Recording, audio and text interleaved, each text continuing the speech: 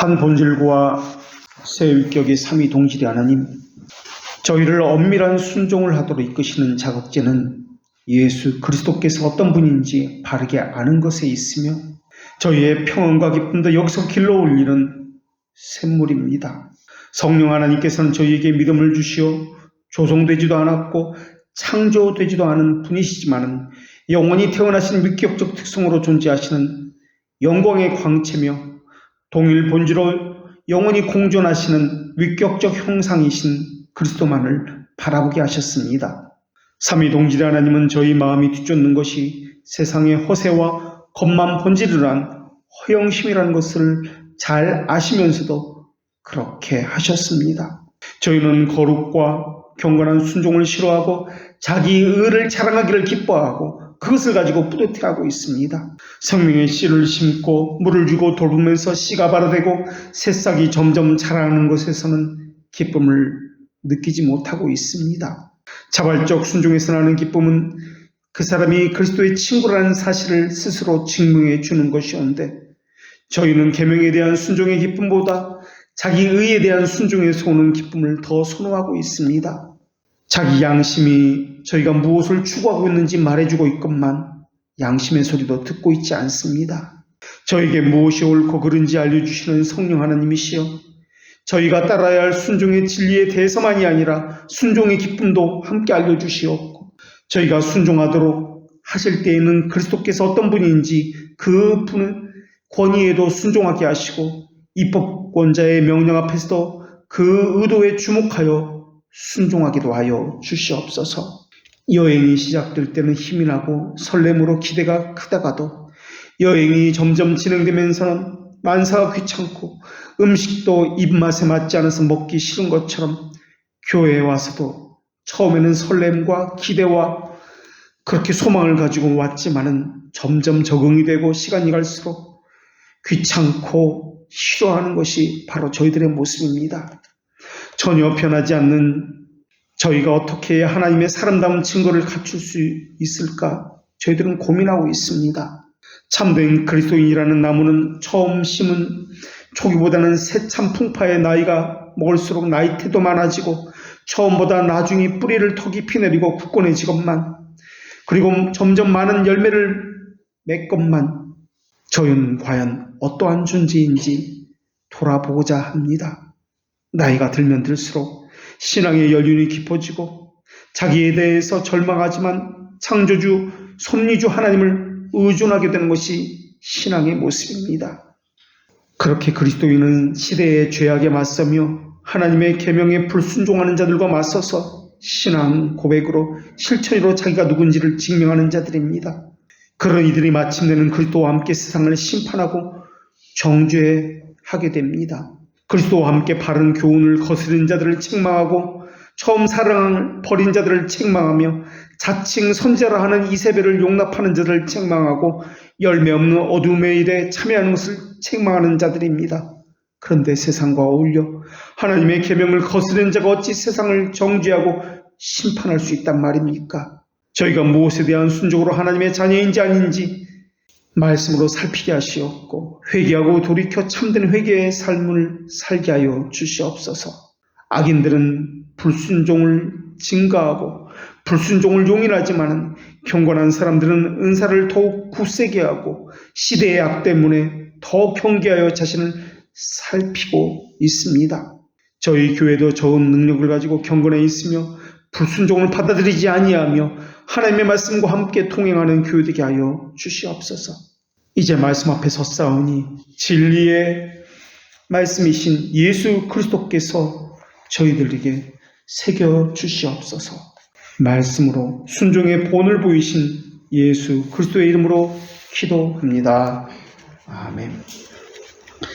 하나님께서 주시는 말씀 신약성경 히브리서 1장 3절의 말씀입니다.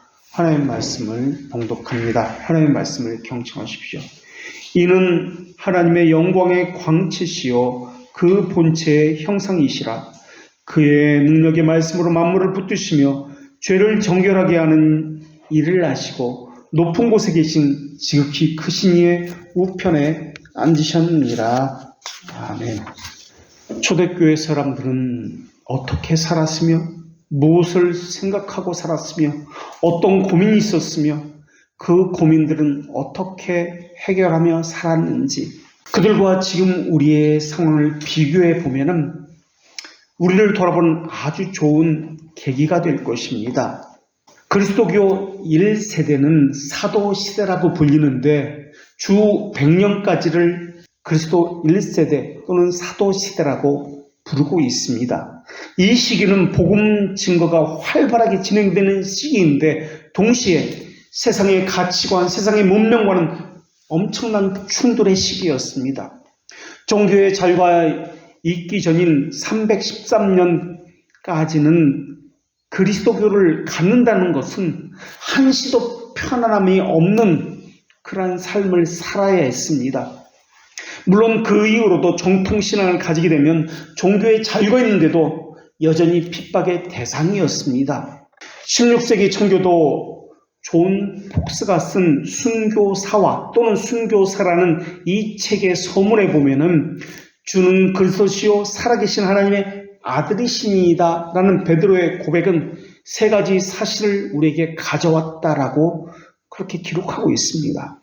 첫째 사실은 그리스도는 이 세상의 교회를 세우실 것이라는 그 사실이 증명되었다라는 것입니다. 둘째는 그 교회는 세상으로부터 뿐만 아니라 모든 음부의 최고 권력, 권세로부터 강력한 박해를 받는다는 사실이 증명되었다. 그리고 지금도 박해를 받고 있다라는 사실입니다. 셋째, 그런데도 불구하고 그 교회는 마귀의 극한 공격에도 불구하고 유의히 계속해서 지금도 세워져 있다라는 사실입니다. 그러면서 폭스는 그리스도의 이 예언의 말씀 확장한 것 외에는 다른 것이 아무것도 없다라고 이야기했습니다. 지금도 교회를 향한 그러한 핍박과 공경은 계속되어지고 있습니다. 초대교회만도 10차례의 대박해가 있었습니다. 대박해라는 말은 소규모 또는 부분적인 이러한 것들은 셀 수 없이도 많았는데 그것을 제외하고 대규모적인 박해만을 10차례가 있었다라고 하는 것입니다. 로마의 통치 시대를 사는 히브리서의 수신자들의 삶은 어떠했을까요? 힘들었을 것입니다. 고통스러운 삶의 연속이었을 것입니다. 당시 사람들은 믿는 사람이나 믿지 않는 사람이나 누구든지 예식과 관련된 행위를 해야만 했습니다. 그래서 내가 이 신을 믿고 있다는 것을 보이는 삶을 살아야만 했습니다. 이것이 그들의 문화였습니다. 왜냐하면 신이라는 개념은 우리가 생각하는 그런 신의 개념이 아니라 그들의 삶, 일상이었기 때문에 그렇습니다. 아프면 찾아가는 것이 그들이 섬기는 신이었습니다. 일이 안 되면 찾아가는 것이 그들이 섬기는 신이었습니다. 집안에 무슨 일이 있으면 찾아갔던 것이 그들이 섬기는 신이었습니다. 그래서 어디 도시를 새롭게 가더라도 그 도시의 신에게 경외하는 표시를 해야만 했습니다. 그들이 경외하는 표시는 제사를 드리는 방식을 통해서 이 경외의 방식이 나타났습니다. 당시 사람들에게 신이라는 이 존재는 그들이 소원을 빌고 그 신이 듣고 안 듣고 하는 그런 문제가 아니었습니다. 당시 도시에는 우리가 알고 있는 대로 고린도도 그렇고 에베소도 그렇고 도시마다 신들이 도시의 신이 존재하고 있었습니다. 도시만 존재하는 것이 아니라 나라의 신이 존재했습니다. 나라, 도시의 신만 있는 것이 아니라 가정에도 그 가족의 수호신들이 각기 있었습니다. 그 신들에게 제대로 예식을 표하기 위해서는 자신이 믿는 신이 무엇을 좋아하고 무엇을 싫어하는지 바르게 알아야만 했습니다. 로마 세계의 신들은 사람들의 일상이나 윤리에 대해서는 그다지 관심이 없었습니다. 그러나 모든 종교에서 공통적으로 보이고 있었던 것은 숭상의식이었습니다. 그래서 당시에는 교리나 행실에 대한 가르침보다도 신에게 어떻게 예물을 드리고 예배해야 하는지, 어떤 성격의 제사가 있었는지 그것이 그 종교의 성격을 규정했습니다. 도움이 필요할 때마다 신에게 나아가야 했습니다. 이것이 그들의 일상이었습니다. 그리고 그 신들이 자기에게 응답할 것을 기대하면서 미리 예물을 바쳐야만 했습니다. 또 응답해 주시면 그것에 대한 답례로서 제물을 바쳐야 했습니다. 이것이 관례였습니다. 예를 들어서 발을 다친 사람이 있다면, 발이 부러진 사람이 있다면 발이 나은 후에 자기가 섬기는 그 신이 모시는 사원에 가서 발 모양의 작은 모형을 바치고 또한 제물도 함께 바쳐야 했습니다. 이런 물건은 그 사원 근처에서 이것을 전문적으로 만드는 장식을 만드는 사람들이 있었습니다. 그 도시마다 그 도시를 지키는 전통 수호신이 있었기 때문에 이 신을 섬기는 정기적인 예식들도 또 따로 있었습니다.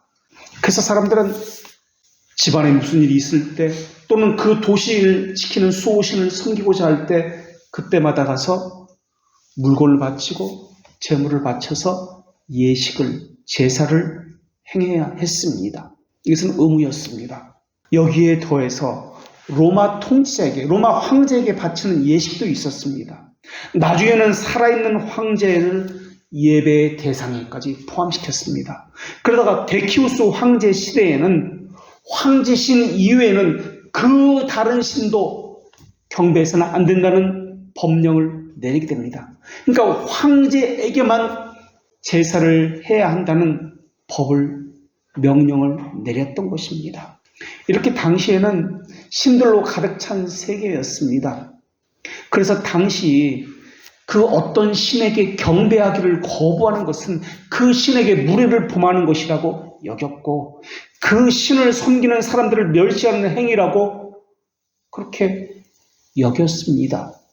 당시 사람들은 어떤 신에게 경배하기를 잘못하면, 경배를 하지 아니하면 그 신이 노해서 여러 가지 형벌을 준다라고 생각하는 거 있었습니다. 그래서 음식이나 일이나 건강이나 여러 가지 것을 통해서 신들의 노염을 받는다고 생각했습니다. 예를 들어서 내가 병이 들었다면 내가 신에게 제대로 하지 않았기 때문에 저주를 받아서 병이 생긴 겁니다. 집안에 무슨 일이 있으면 신에게 제대로 경배하지 않아서 그 집안에 무슨 일이 생긴 겁니다. 또는 내 아는 바르게 했는데도 다른 사람이 그 신에게 경배하지 않고 멸시했기 때문에 그 사람 때문에 우리 가정이 또는 우리 도시가 다 저주를 받아서 이러한 일이 생겼다고 생각합니다. 그래서 경배하지 않은 사람이 있다면, 멸시하는 사람이 있다면 그 사람을 불경죄로, 무신론의 죄로 고발당했던 것이 그 당시의 사람들의 모습이었습니다. 왜 우리에게 전염병을 주려고 하지? 우리가 재앙을 받으면 어떻게 하려고 해? 왜 우리에게 무슨 억하심정이 있는 거야? 신의 노염을 받으려면 어떻게 하려고 그래? 이러한 것들이 일반적인 사람들의 생각이었습니다. 그렇기 때문에 당시 사람들에게 가족신을 무시하는 것, 지역신을 무시하는 것, 또는 나라신을 경배하지 않는 것, 이것은 엄청난 죄악이었습니다. 내가 그 신을 믿지 않아도, 섬기지 않아도 당연히 그 신에 가서 경배를 해야만 했습니다. 최소한 나는 그 신을 섬기지 않아, 다른 신을 섬겨. 그래도 그 신에게, 그 도시에 가면, 그 나라에 가면은 숭상과 존경의 표시인 워십을 해야 했습니다. 바로 여기서 나온 것이 경배의 표시로서 워십이라는 이 단어가 나온 것입니다. 존경의 표시입니다. 제사는 드리지 않아도 존경의 표시를 해야만 했던 것입니다. 그런 상황에서 그리스도만이 유일의 신이다 하는 사람들이, 그것을 믿는 사람들이 나타났습니다. 당시 사람들에게는 또 다른 하나의 신이 생겼다라는 것은 나쁜 일이 아니었습니다. 다른 신에게도 경배를 표하면서 그래, 이 신이 나타났으면 이 신도 우리를 도와줄 거야 라고 생각했기 때문에 신이 많으면 많을수록 좋아했습니다. 대신 다른 신에게도 경외를 표하고 워십을 하면서 자기 신을 믿으면 아무런 문제가 없었습니다. 그런데 이들은 뭐라고 이야기하냐면 자기 신만이 유일하다. 다른 신은 모두 우상이다. 우리는 다른 신에게는 경배하지 않고 내가 섬기는 이 신에게만 경배하겠다라고 이야기합니다. 바로 여기서 문제가 되는 겁니다. 그렇기 때문에 그리스도교는 자기만 하는 불법적인 종교로 규정받고 핍박을 받기 시작하는 겁니다. 너희들이 뭔데? 왜 우리에게 전염병을 주고 우리에게 불행을 주고 저주를 받게 만들어? 평생 이 사람들은 다른 사람의 적개심에 시달려야 했습니다. 평생에 이들은 무신론자로 불경한 자로 고소를 당하는 삶을 살아야 했습니다. 더군다나 황제 숭배를 하지 않는다는 것은 마치 적국의 간첩과 같은 불순분자의 삶을 살아야 했던 것입니다. 우리 같으면 그런 상황에서 어떻게 했을까요? 사람들이 일자리도 주지 않습니다. 관계도 하지 않습니다.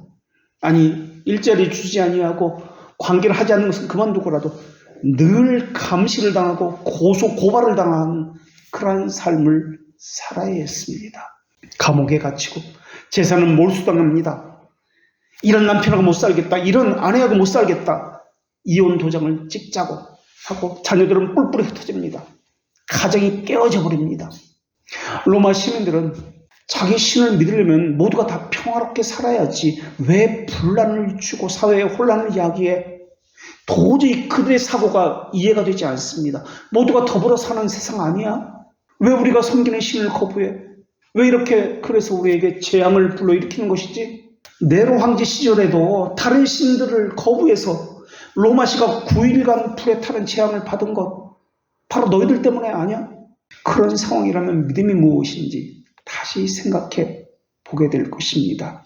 코로나 시기만 해도 모든 것을 타협했는데 목숨이 왔다 갔다 하고 재산이 왔다 갔다 하는 이런 시기에 당연히 배교하는 것이 일반적인 거 아닐까요? 우리에게 현자라고 알려진 명상록을 쓴 마르쿠스 아우렐리우스 황제 시기에는 그리스도인에게는 못이나 날카로운 이 가시 위를 맨발로 걸어가는 명령이 내려졌습니다.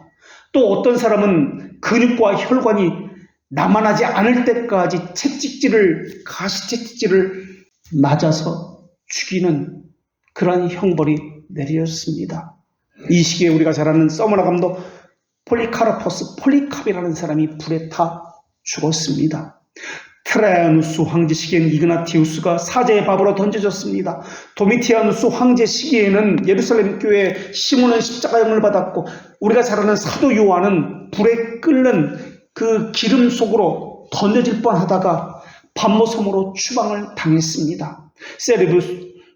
세베루스 황제 시기에는 라이스라는 여인이 그 어머니인 마르셀라와 마찬가지로 끓는 물에 집어 던져져서 그리고 불에 태워져 죽임을 당했습니다.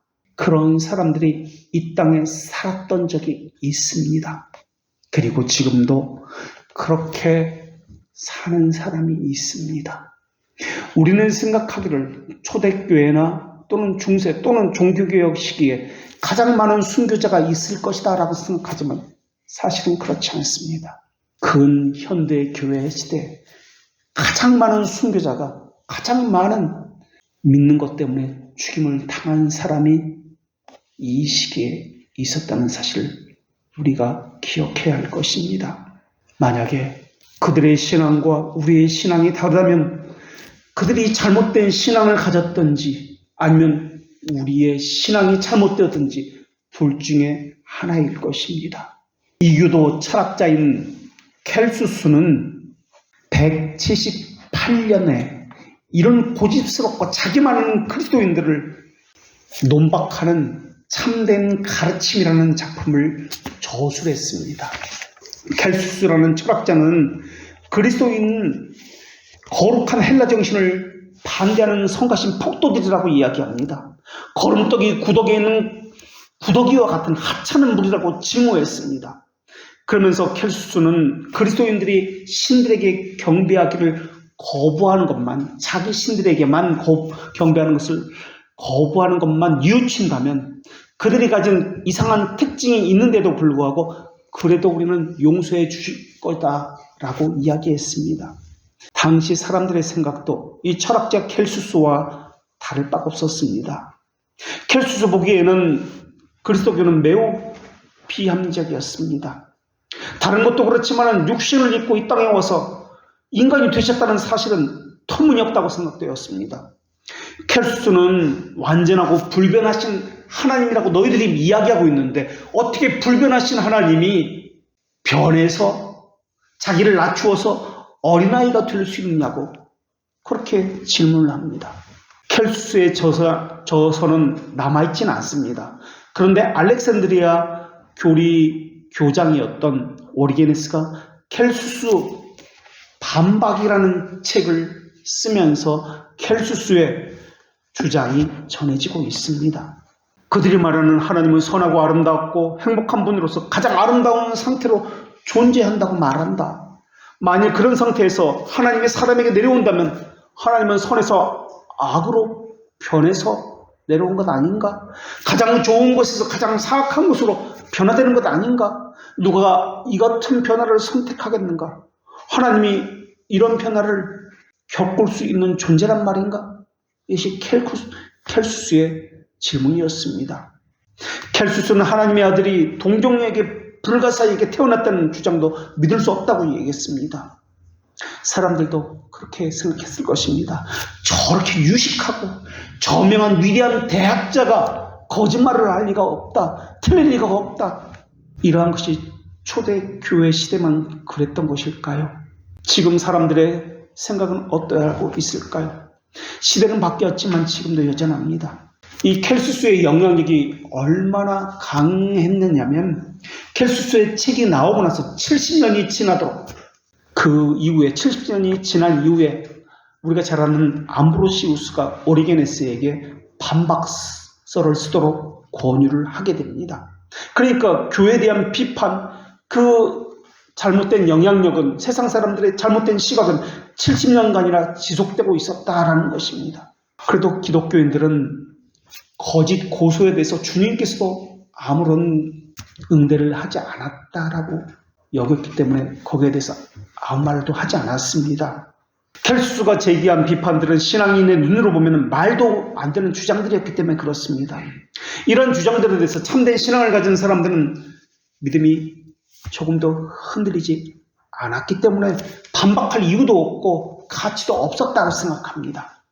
그런데 그리스도인도 세상 사람들과 더불어 이 땅에서 살아가는 사람들입니다. 그래서 교회는 이러한 사상에 대해서 변증해야만 했습니다. 그래서 암브로시우스의 거듭된 권유로 인해서 오리게네스는 8권유로 되는 켈수스 반박문을 쓰게 됩니다. 켈수스는 그리스도인은 무식하면서 허세를 부리는 가난뱅이들의 모임이다라고 규정했습니다. 세상 사람들도 그렇게 생각하고 있었습니다. 교회에 대해서 비난하는 것은 지금도 여전합니다. 자기들만 아는 존재들, 비합리적이고 무식한 존재들, 무지한 자들이라고 이야기합니다. 그것은 앞으로도 마찬가지일 것입니다. 그런 상황에서 우리는 신앙을 어떻게 지켜야 할까요? 그런 상황에서 우리는 어떻게 우리를 변증할까요? 오리게네스의 그 반박문의 서문에는 이렇게 시작합니다. 거짓 증인들이 우리 구주 예수 그리스도에 대하여 거짓으로 증언했을 때 주님께서는 침묵하셨습니다. 사람들이 그를 거짓으로 고소했을 때 그분은 대응하지 않으셨습니다. 경건한 암브로시우스여, 켈수스가 기독교인에 대하여 행한 거짓 고소에 대하여 그리고 교회가 믿는 신앙에 대해서 고소한 일에 대해서 왜 저더러 반박하라고 하는지 저는 알지 못합니다. 그러나 교리 자체가 어떤 반박문보다 더 좋은 응답일 것입니다. 이렇게 이 책의 서문에서 처음으로 밝히고 있습니다. 어떤 사람들은 교회가 이래야 한다라고 이야기하면서 삶을 이야기합니다. 선행을 해야 한다라고 주장을 합니다. 그런데 초대교회 성도들은 세상의 불신과 핍박에 대응하는 가장 좋은 길은 교리를 바르게 배우는 것이라고 생각하고 있었습니다. 배운 교리를 지켜 행하는 것이야말로 가장 좋은 방법문이고 가장 좋은 대처법이라고 생각하고 있었습니다. 켈수스의 방법문에 대해서 이렇게 길게 설명하고 다루는 이유는 지금 히브리서 수신자들의 상황과 이것이 일치하고 있기 때문에 그렇습니다. 지금 이들은 네로 시대의 박해를 지나왔던 사람입니다. 또 박해를 앞두고 있는 사람들입니다. 이들은 우리가 왜 이런 상황에서 신앙을 가져야 되지? 이런 고민이 있었을 것입니다. 이들은 지금 수많은 핍박과 오해 가운데 있는 사람들입니다. 이럴 때 우리는 어떻게 그들에게 대처해야 하는지 자기 스스로에게 수많은 질문을 했을 것입니다. 또 가족에게, 사람들에게 이것에 대해서 변증을 해야만 했을 것입니다. 히브리 저자는 그것에 대한 해결책으로 가장 먼저 이것을 이야기합니다. 그것이 무엇이냐면 예수 그리스도가 어떤 분인지에 대한 것이었습니다. 그 설명은 그리스도의 사역과 삶에서 시작한 것이 아니었습니다. 지난 시간에도 살펴본 것처럼 그리스도의 신성을 먼저 이야기하고 그 다음에 인성을 이야기하고 그 다음에 사역에 대해서 설명하는 방식을 택하고 있습니다. 가장 중요한 그리스도의 신성에 대해서 설명이 되지 않으면 다른 것도 설명이 되지 않기 때문에 그러합니다. 그래서 히브리서 1장은 신성을 이야기하고 2장은 그리스도의 인성을 설명을 합니다. 오늘 본문도 2절에 이어서 계속해서 이 모든 날 마지막에는 아들을 통하여 우리에게 말씀하신 만유의 상속자요 모든 세계를 지으신 아들이신 그리스도가 어떤 분인지 존재론적으로 설명을 하고 있습니다. 우리는 오늘 본문을 핍박과 고통이 있는 시대에 왜 신앙을 지키며 살아야 되는지, 어떻게 신앙을 지키며 살아야 되는지, 그 방법이 무엇인지, 다른 사람들에게 어떻게 변증해야 되는지 그 측면에서 보아야 합니다. 오늘 본문인 3절의 구조를 보면 두 부분으로 구성되어 있습니다. 한 부분은 하나님의 영광의 광채시요 본체의 형상이라는 이 부분이 첫째 부분입니다. 또 다른 부분은 그의 능력의 말씀으로 만물을 붙드시고라는 부분입니다. 이 처음 부분 하나님의 영광의 광채시요 본체의 형상이라는 이 부분은 무엇과 연결되어 있냐면 죄를 정결하게 하시는 일을 하시고와 연결되어 있습니다. 여기서 영광의 광채가 말하고자 하는 것은 흠과 점이 없고 거룩하고 순결하고 죄가 없다는 모든 어둠을 몰아는 빛으로 묘사하기 때문에 죄가 없다, 죄가 제거된다, 청결하게 되는 것과 연결되어 있습니다. 그리고 두 번째 부분인 그의 능력의 말씀으로 만물을 붙드시면은 높은 곳에 계신 지극히 크신 이의 우편에 앉으셨다라는 말씀과 연결되어 있습니다. 우편이라는 말의 의미는 능력과 관계되는 것이기 때문에 그렇습니다. 이 오늘 본문인 3절 한 구절만 가지고도 예수님이 어떤 분인지에 대한 너무나 많은 신학적인 주제가 나옵니다. 2절에는 만물의 상속자라고 하면서 만물의 주인이라고 고백하고 있습니다. 또 그로 말미암아 세상이 지어졌다고 하면서 예수 그리스도께서 어떤 분이냐면 창조주라고 그렇게 고백하고 있습니다. 그리고 오늘 본문 3절에서는 하나님의 영광의 광채시요 본체의 형상이라고 하면서 삼위 동질의 동일 본질의 하나님임을 설명하고 있습니다. 또 그의 능력의 말씀으로 만물을 붙드신다고 할 때 그리스도는 섭리주 하나님이심을 또한 밝히고 있습니다. 죄를 정결케 하신다고 할 때 그리스도는 구속주 하나님이심을 밝히시고 지극히 크신 이의 우편에 앉아 계신다고 할 때 이것은 통치주요 심판주라는 것, 제왕의 모습을 밝히고 있습니다. 그런데 오늘 본문을 보면 종속절이라는 것과 주절이 있습니다. 종속절은 주절에 포함되어서 주절을 설명하기 위해서 표현된 것이고 주절은 이것이 주된 절로서 주된 내용입니다. 여기서 주절은 높은 곳에 계신 지극히 크신 이의 우편에 앉으셨다는 것이 주절입니다.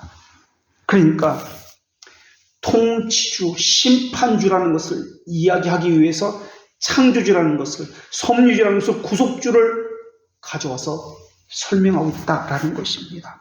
예수님은 영원에서 택한 주의 백성들을 그들의 죄를 대속하기 위해서 이 땅에 인간의 몸을 입고 오셨고 고난을 받으시고 십자가에 죽으시고 음부에 내려가셨다가 창세든지 사흘 만에 죽은 자 가운데서 부활하시고 하늘에 오르사 하나님 우편에 앉아 계셨다가 거기로부터 산자와 죽은 자를 심판하러 다시 오시는 분이십니다. 우리는 히브리서를 보면서 의아하게 여겨야 될 것이 있습니다. 히브리서는 설교입니다. 설교를 시작하면서 사람들은 예화로 시작하거나 재미있고 감동적인 것으로 처음을 시작하길 바라고 있습니다. 그래야 설교가 쏙쏙 귀에 들어오고 이해가 쉽다라고 생각하기 때문에 그렇습니다. 그런데 히브리서는 인사가 없습니다. 자기소개도 없습니다. 처음부터 가장 어려운 그냥 그리스도의 사역부터 재밌는 이적과 이러한 교훈의 말씀부터 시작하면 좋겠지만 그런 이야기는 없고 가장 어려운 그리스도의 신성에 대해서 바로 시작을 해버립니다. 다른 사람이 들으면 왜 그렇게 딱딱한 교리를 처음부터 시작합니까? 라고 따졌을지도 모르겠습니다. 교리 같은 거 몰라도 구원받는데 지장이 없습니다 라고 말하고 있을지도 모르겠습니다. 지금까지 그런 거 없어도 반백년을 신앙생활 잘했습니다 라고 할지도 모르겠습니다. 지금 이들은 핍박의 시기를 지내고 있습니다. 생명의 위협과 재산의 위협을 받고 있습니다. 또 앞으로 이러한 것들의 위협 가운데 절대절명의 사람들입니다. 이런 사람들에게 우리 생각으로는 교리가 무슨 필요가 있단 말인가 라고 할 수도 있습니다. 이것이 우리 삶과 무슨 상관이 있단 말인가 라고 할 수도 있습니다. 그런데도 다른 이야기는 전혀 없고 예수님 어떤 분인지, 그것도 예수님의 신성에 대해서 제일 먼저 이 교리에 대해서 말씀으로 시작하고 있다는 것입니다. 처음부터 마치 이것이 가장 중요하고 다급한 것처럼 사람이 죽어야 되는 그 상황에서 말입니다. 가장 소중한 것처럼 오늘 본문엔 예수님이 어떤 분인지 정확하게 표현하는 단어들이 나옵니다. 그 중에 하나가 하나님의 영광의 광채라는 단어입니다. 우리 본문에는 광채 시오라고 할 때 시오, 이것은 요한복음에 나오는 나는 생명의 빛이다, 나는 선한 목자다, 나는 생명의 떡이다 할 때 나는 뭐뭐이다, 에고 에이미, 현재 분사로서 예수님이 어떤 분이다, 초월적 존재다, 그러니까 나는 이다 라는 이 구조, 나는 진리다, 나는 생명이다, 자기 선언적인 그러한 구조를 가지고 설명하고 있습니다. 나는 광채다, 영광의 광채다, 여호와라는 호칭에도 나는 이다라는 이 구조가 사용되었습니다. 이렇게 히브리서는 그리스도의 신성으로 시작하며 또 빛으로 시작을 합니다. 이 처음 시작이 마치 요한복음의 시작과 비슷한 구조를 가지고 있습니다. 요한복음에도 태초에 말씀이 있었다고 하면서 이 말씀이 생명에 있으면서 이 생명은 사람들의 빛이라, 빛이 어둠의 빛이되 어둠이 깨닫지 못하더라 라고 요한복음이 시작됩니다. 어둠은 깨닫지 못했습니다. 우리가 이렇게 절박한 시기에 왜 교리를 배우는지 어둠에 있는 사람은 깨닫지 못합니다. 예수 그리스도가 어떤 분인지 확립되지 않으면 삶도 없기 때문에 그렇습니다. 요한복음과 오늘 본문의 말씀은 빛과 광채라는 것으로 시작을 합니다. 예수님께서는 인간의 시간을 초월해서 영원토록 하나님의 영광의 광채로 존재하시는 분이시다, 바로 그분이 하나님이시다 라는 것을 말하고 있기 때문에 그렇습니다. 빛이 말하고자 하는 것은 피조물과의 관계에서는 생명의 근원이다 라는 것을 말하고 있는 것입니다. 죽음 앞에 고민하고 갈등하는 이 사람들에게, 고통받는 사람들이 가장 필요한 것이 무엇입니까? 생명 아니겠습니까? 빛이 말하고자 하는 것은 바로 이 생명입니다. 생명의 근원입니다. 나는 길이요 진리요 생명이니라, 나는 이다, 나는 빛이다, 바로 여기서 말하고자 하는 것입니다. 거기에 빛은 하나님과 이웃과의 관계에서는 죄를 제거하고 거룩과 정결한 선으로서 빛을 의미합니다. 이들은 이웃과 사회에서 억울함과 핍박을 받고 따돌림을 당하는 사람들입니다. 이들에게 빛은 어둠이 물러가고 화목하게 하는 빛으로서 그들에게 주어진 것입니다. 빛은 또한 하나님과의 관계에서는 그 본체로서 영광 그 자체를 이야기합니다. 성경에서 빛은 하나님의 임재를 이야기하고 복을 상징하는데 이 빛이라는 단어가 사용되기도 합니다. 예수 그리스도는 능력면에서 지혜와 거룩과 사랑에서 영원에서 성부, 성자, 성령과 동일한 본질이십니다. 그러나 소친 예수주의자들과 유니테리언들은 이 사실을 부인합니다. 그런데 우리는 이것을 핵심 교리로 우리는 붙들고 있습니다. 예수님은 참 빛이며 세상의 빛이십니다. 그리고 그리스도 안에 있는 주의 백성들도 빛의 자녀다라고 이야기합니다. 우리말에서는 광채로 오늘 본문이 번역되었는데 신약에서는 여기만 나오는 단어입니다. 빛을 발산한다는 뜻입니다. 이 단어는 스스로 빛을 발산하는 발광체다, 빛 자체다, 여기서 빛이 나온다, 이런 의미를 가지고 있는 단어입니다. 여기서도 예수님과 선제들의 확연한 차이를 볼 수가 있습니다. 예수님은 영원한 빛 그 자체인데, 영원한 존재인데 선제들은 피조물에 불과합니다. 선제들은 진리의 빛을 부분적으로 반사시킨 사람들에 불과하지만 예수님은 자신이 빛으로서 자신을 세상에 보이고 반사하는 광채로서 이러한 존재입니다. 또 영광의 광채라고 했을 때 영광이라는 이 단어는 하나님 자신을 표현하는 현현의 형식의 단어입니다. 하나님의 임재, 현현, 그것을 보이는 단어가 영광입니다. 변화산상에서 예수님은 베드로, 야고보, 요한과 함께 그 앞에서 변형되셨습니다.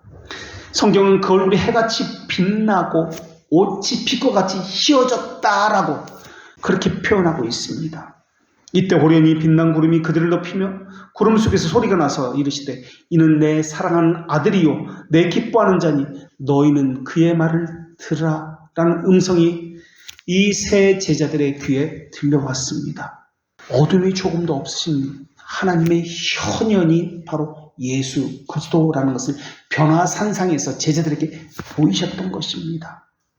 이 변화산에는 예수님과 함께 있었던 중보자로서, 사람의 일시적인 중보자로서 모세도 있었습니다. 선제들의 대표자로서 엘리야도 함께 있었습니다. 그런데 거기서 선언되어진 것은 영원한 빛이시요 영원한 하나님의 현현이로서의 예수 그리스도라는 선언이었습니다. 그 단어가 내 아들이다 라는 단어입니다. 내 아들이라는 말의 의미는 태어난 유일한 아들이라는 말로서 위격적 특성을 이야기하는 말로 그분이 바로 하나님이시다 라는 고백입니다. 유대 사람들은 하나님의 아들이다 라는 것 때문에 신성모독이다, 왜냐하면 그 당시에 하나님의 아들이라는 말의 의미는 하나님이라는 뜻이기 때문에 이것 때문에 네가 하나님이야? 라고 신성모독이다 그래서 예수님을 죽이려고 했던 것입니다. 하나님의 영광을, 하나님의 현존을, 형상을 드러내 보이시는 분이 바로 예수 그리스도다라는 것입니다. 그래서 예수님은 변화상에서 스스로 하나님이심을 빛을 통해서 드러내셨던 것입니다. 하나님은 출애굽 시에는 영광의 구름에서 자기 백성들과 함께 보이셨고 내지적으로 언약적으로 빛으로 임재해 자신을 드러내 보이셨습니다. 출애굽하기 전에 재앙 내리셨을 때에도 애굽에는 3일 밤낮을 어둠에 있게 하셨습니다. 그래서 사람들이 서로가 볼 수 없었고 자기 처소에서 일어난 자가 없다라고 기록하고 있습니다. 그런데 이스라엘 자손들이 거주하는 그곳에는 빛이 있었더라라고 표현하고 있습니다. 빛이 있었다는 것은 하나님의 현현, 하나님의 임재, 하나님의 동행을 의미하는 단어입니다.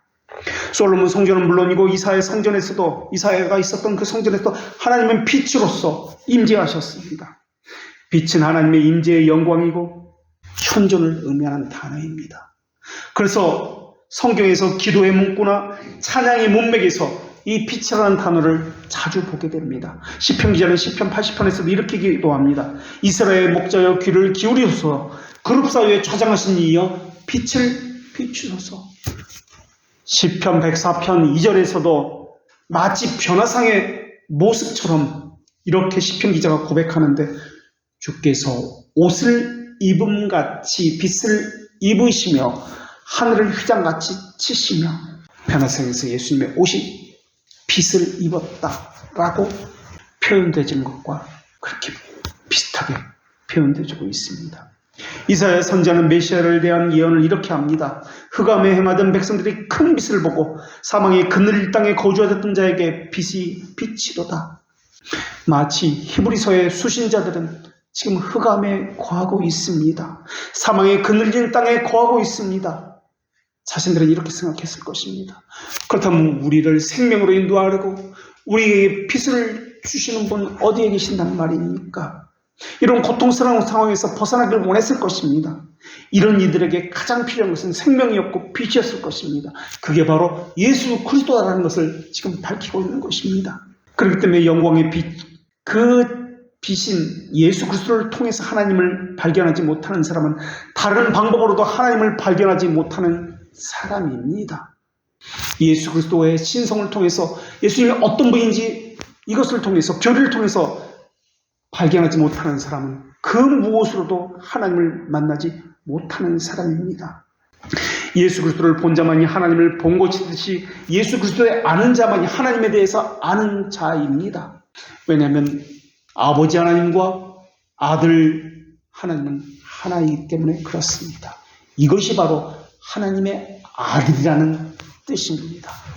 그렇기 때문에 예수 그리스도를 단지 위대한 인간으로만 알고 있는 사람들은 하나님의 은혜와 언약에서 제외될 수밖에 없습니다.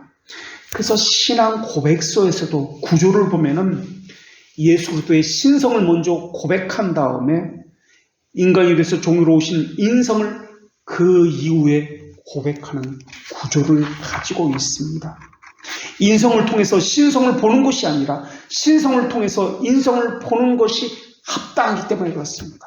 이런 고백의 순서는 벨지카도 그러하고 웨스트민스터 신앙고백서도 그러합니다. 성경 역시 마찬가지입니다.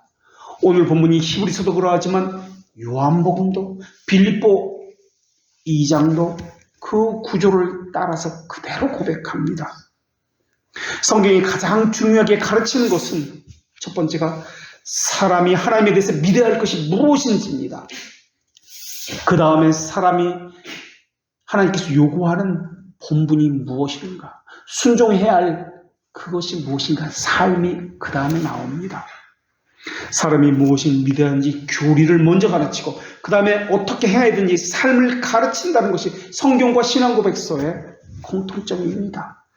진리를 행위 앞에 둡니다.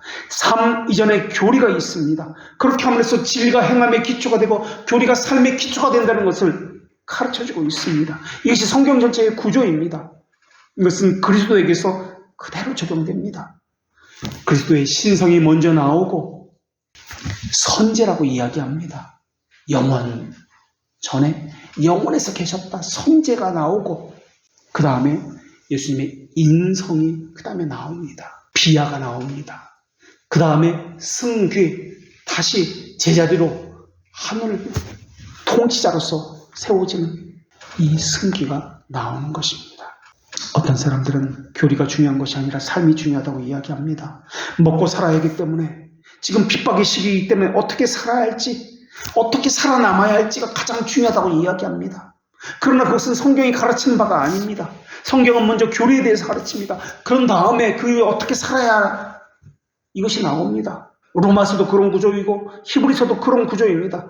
아래로부터 시작되는 것이 아니라 위로부터 시작되는 구조입니다. 성경의 교리로 삶에 세워져야지 교리 없이 삶이 세워지면 자기가 주인이 되어서 자기 소견에 옳은 대로 하게 되어 있습니다. 그것이 오늘날 우리의 모습 아닙니까? 방종하면서도 자기가 입법자가 되어서 자기 생각대로 판단을 하고 자기 행동이 옳다라고 여깁니다. 성경은 그렇게 말하고 있지 않습니다. 주 예수님이 참 하나님이십니다. 그렇기 때문에 예수님이 참 하나님이시라는 이 사실을 외면한 채 단지 그분이 행하신 기적, 그분이 행하셨던 어떤 사랑과 어떤 가르침, 이것을 가지고 하나님이라 주장한다면 이것은 신성 모독입니다. 이런 것들은 하나님으로 만들 수가 없습니다. 이것들은 그리스도의 신성의 기초가 아니라 신성에 대한 아주 일부분에 불과할 뿐입니다. 예수 그리스도에 대한 바른 지식을 가져야 전능하신 하나님을 발견할 수 있으며 바른 삶을 가질 수가 있습니다. 그래서 오늘 본문에서는 그리스도를 본체의 형상이라고 고백을 합니다. 영광과 영화의 순환은 땅으로부터 시작하지 않기 때문에 그렇습니다. 창조로부터 영광이 시작되지 않습니다. 삼위일체 자체 안에서 영광의 순환이 먼저 존재합니다. 예수님이 삼위 하나님께서 영광 자체이기 때문에 그렇습니다. 성부 하나님은 성자 하나님을 영화롭게 하고, 성령 하나님은 성자 하나님을 영화롭게 하고, 성자 하나님은 성부 하나님을 영화롭게 합니다. 이런 맥락에서 그리스도 안에 있는 신자들은 그리스도를 영화롭게 하고, 그리스도는 그의 자녀들에게 영광을 주신다는 것을 배우게 됩니다. 자신을 먼저 영화롭게 하고 나중에 시간이 남아서 여력이 나오면 그리스도를 영화롭게 하거나 하지 않습니다. 성부 하나님도 성자와 성령 하나님을 영화롭게 하십니다. 자기 백성을 영화롭게 함으로 자기를 영화롭게 하시는 분이 또한 하나님이십니다. 성부는 모든 영광과 찬송을 받으실 자격을 있는데도 불구하고 다른 위격들을 섬기고 그것으로 훨씬 더 많은 영광을 얻으십니다. 삼위 하나님도 그렇게 하신다면 우리는 무엇을 더 영화롭게 하고 있습니까? 라고 물어야 할 것입니다. 어디에 힘을 더 쏟고 있습니까? 무엇을 하기 위해서 하고 있습니까? 주 예수 그리스도, 이 부른 호칭, 이것이 되지 않으면 신앙은 되지 않습니다. 주라고 부르는 것은 주인이라는 의미입니다. 그런데 자기가 주인이라고 생각한다면 주라고 부르는 것은 거짓이고 위선일 것입니다. 자신에게서나 다른 것에서 복지나 안정을 찾는 사람은 주님이라고 부르는 사람이 아닐 것입니다. 그들은 주님을 믿는 자가 아니라고 교리문답서에서 분명히 가르치고 있습니다. 말로 그분을 자랑한다 할지라도 그들은 예수님께서 구원자와 구세주임을 행위로 부인하는 자들입니다. 앵무새처럼 입술로 아무리 지잘거려도 행실로 순종하지 않으면 예수 그리스도를 구원자와 구세주임을 부인하는 자들이기 때문에 그렇습니다. 칼빈은 이런 부류를 사람들을 영주주의자 시몬 마구스와 같은 자라고 이야기했습니다. 이들은 믿음을 신정에 두지 않는 자들입니다. 믿음을 가진 채 하는 자입니다. 우리식으로 이야기하면 중생하는 척하는 사람들입니다. 행함이 있는데 믿음이 있다고 그들은 생각하고 있지만 그것은 믿음이 아닙니다. 성경은 이렇게 표현하고 있습니다. 말씀을 받을 때 기쁨으로 받을 수도 있다라고 이야기합니다. 그런데 뿌리가 없기 때문에 잠깐 믿다가 시련을 당할 때 배반하는 자다라고 이야기합니다. 무슨 일만 생기면 무슨 상황만 생기면 즉각적으로 불순종합니다. 성경은 이런 자를 돌밭이나 가시밭에 복음의 씨가 뿌려진 자들이라고 그렇게 이야기합니다. 행실이 말하고자 하는 것은 의식적인 행위이기 때문에 책임이 있다는 것을 말하고 있습니다. 그런데 이들은 행함도 없고 입술로 제잘거리고 중생된 척하면서 시련을 당하면 배반합니다. 힘들면 포기합니다. 어려우면 숨어버립니다. 이들은 예수님을 유일한 구원자며 구세주로 실제로 수용하지 않는 자들입니다. 이들은 자기 자신에게나 다른 자에게서 구원과 복지를 찾는 자들입니다. 이들은 그리스도를 유일한 구세주로 믿지 않는 자들입니다. 이것이 바로 하이델베르크 교리문답 30문의 가르침입니다. 오늘 본문에는 예수님이 하나님이시요 만물의 주인이라는 것을 말하기 위해서 본체와 형상이라는 단어가 또한 사용되었습니다. 본체의라는 단어는 아래라는 전치사와 아래에 두다, 세우다 라는 의미의 합성어입니다. 그래서 문자적으로는 아래에 놓는 기초, 하부구조라는 의미가 본체라는 뜻입니다. 그리스도의 본질, 기초가, 하부구조가 하나님이다. 하나님의 형상이다 라는 말입니다. 그래서 하나님으로서 그리스도를 알지 못하면 그리스도의 본질을 모른다는 말이기도 합니다. 그런데 많은 사람들은 예수 그리스도를 배제한 채 하나님을 알려고 애쓰고 있습니다. 어떻게 하나님께 예배 드려야 하는지 무관심한 것은, 어떤 하나님에게 예배하는지 무관심한 것은 그 자신이 이미 이단자 소치니우스 파임을 증명하고 있기 때문에 그렇습니다. 예배는 어떤 하나님에게 관심을 갖는 것입니다. 하나님은 단순히 인간의 필요를 충족시키는 분이라고 여기는 것도 마찬가지입니다. 이런 자들은 죄에 대해서 무관심하고 경건과 자기 부인의 삶에도 무관심한 자들입니다. 지상의 가시적인 복에만 집중하고 육체의 배를 불리는 데만 혈안이 되어 있는 자이기 때문에 그렇습니다. 여기서 본체라는 단어는 히브리서 3장 14절과 11장 1절에도 나오는 히포스타시스라는 단어입니다. 이 단어는 번역하기가 힘든 단어입니다. 우리말 성경에는 이 히포스타시스라는 단어를 본체라는 단어로도 번역했고 확실한 것 또는 실상, 보존이라는 단어로도 번역을 했습니다.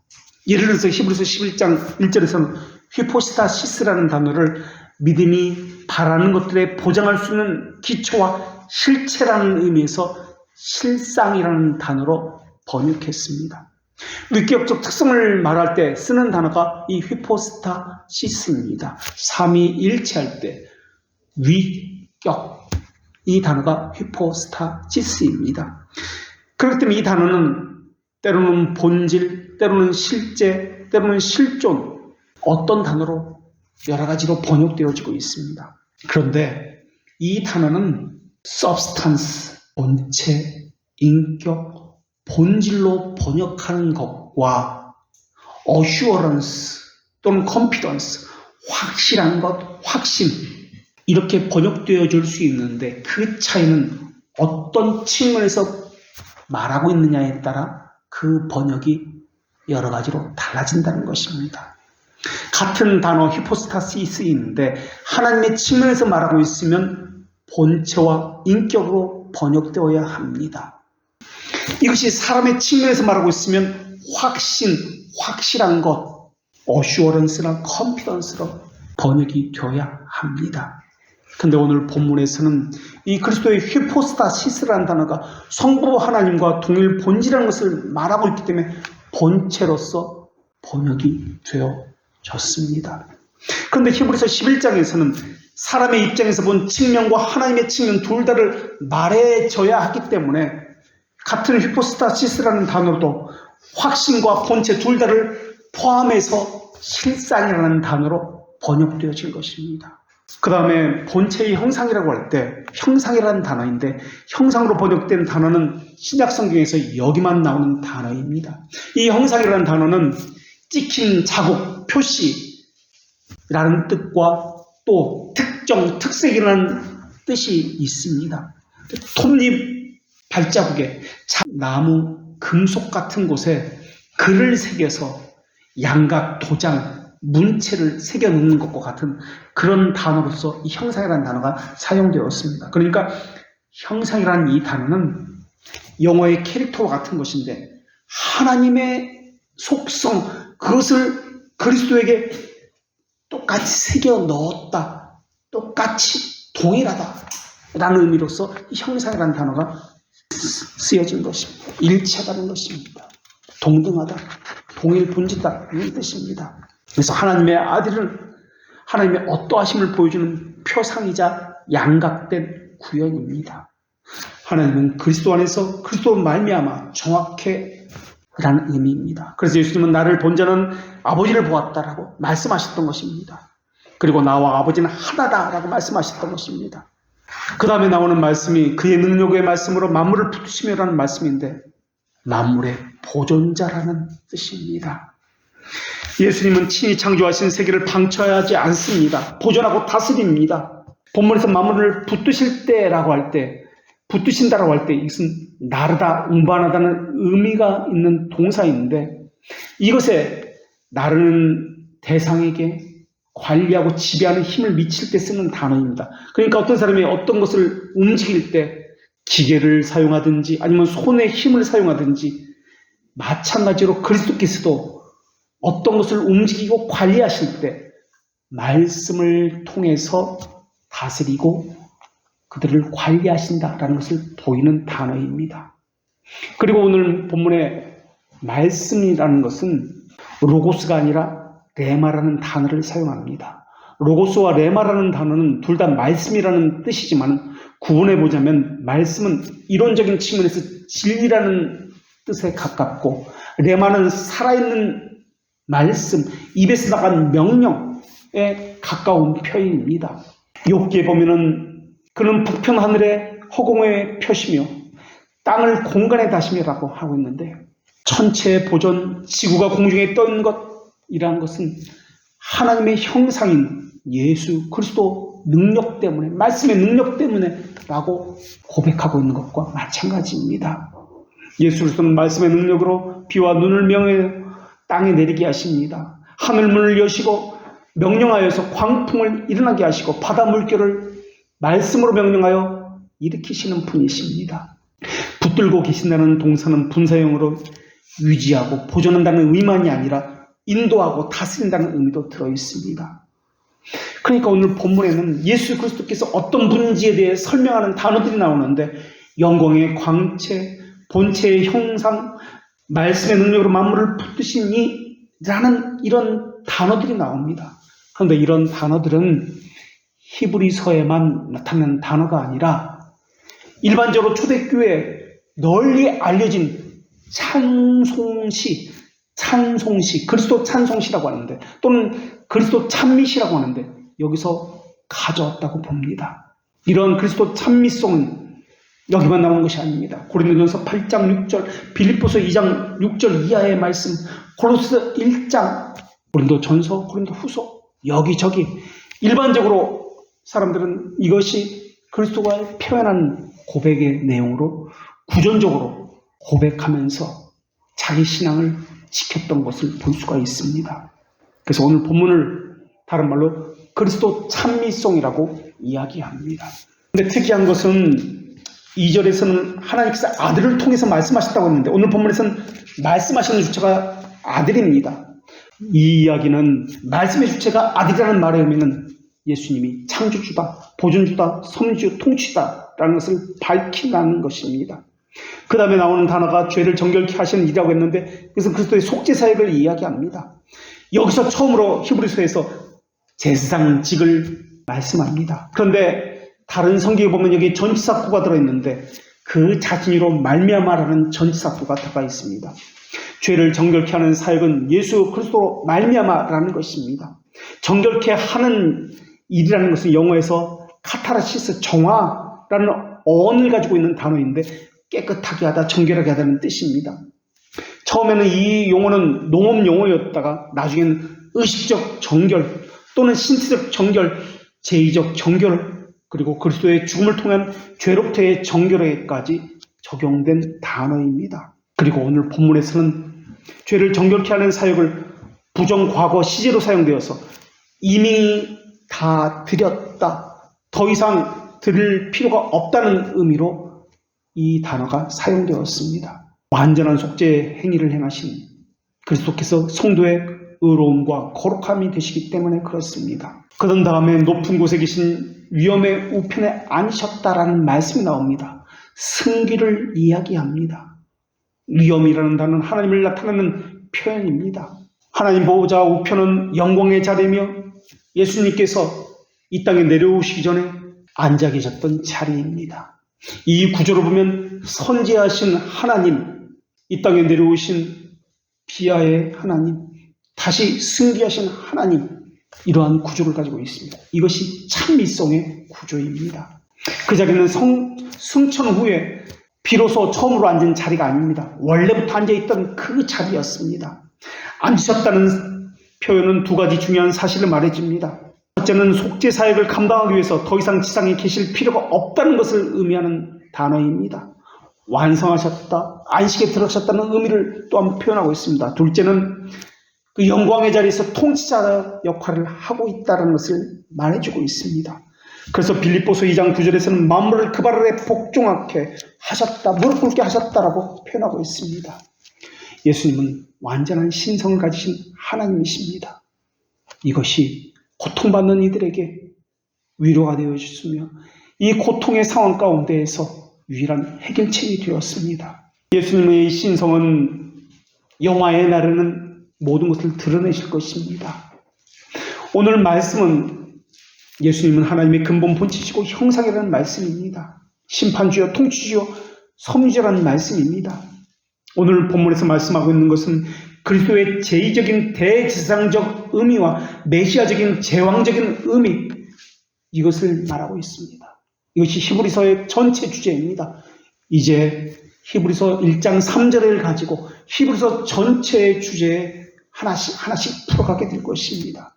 그래서 오늘 본문은 히브리서 전체의 요약입니다.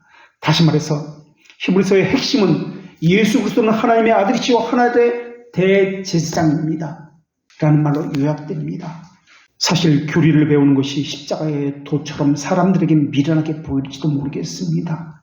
삶의 실천적인 구체적인 것도 하나도 없습니다. 무언가 막연하게 느껴집니다. 그런데 이 교리는 히브리서의 수신자로 하여금 순교의 현장에서 기쁨으로 나는 그리스도인입니다 라고 죽어갈 수 있는 원동력이 되겠습니다.